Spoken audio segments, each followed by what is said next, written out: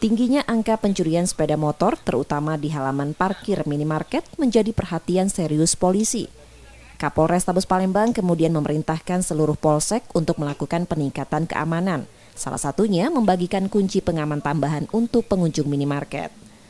Operasi itu disebut Polrestabes Palembang sebagai gerakan anti curanmor.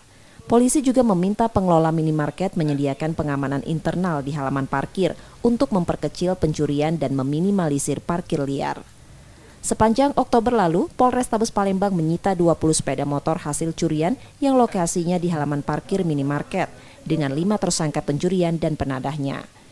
Program ini tentunya kita memanfaatkan kerjasama dengan masyarakat untuk ikut serta tentunya menjaga keamanan dan ketertiban di wilayahnya.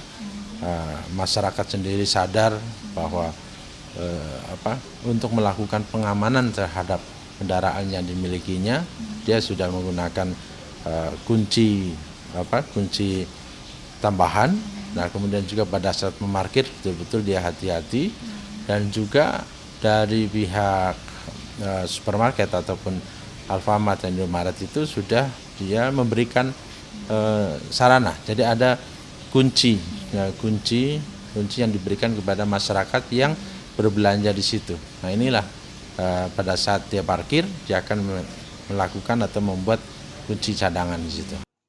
Pengamanan lewat patroli juga ditingkatkan. Selain di minimarket, kasus pencurian sepeda motor juga marak terjadi di rumah ibadah, yang dalam catatan Polrestabes Palembang selama November sudah 3 laporan yang diterima. Reski Oktora, Muklas Diferensial, Kompas TV, Palembang, Sumatera Selatan.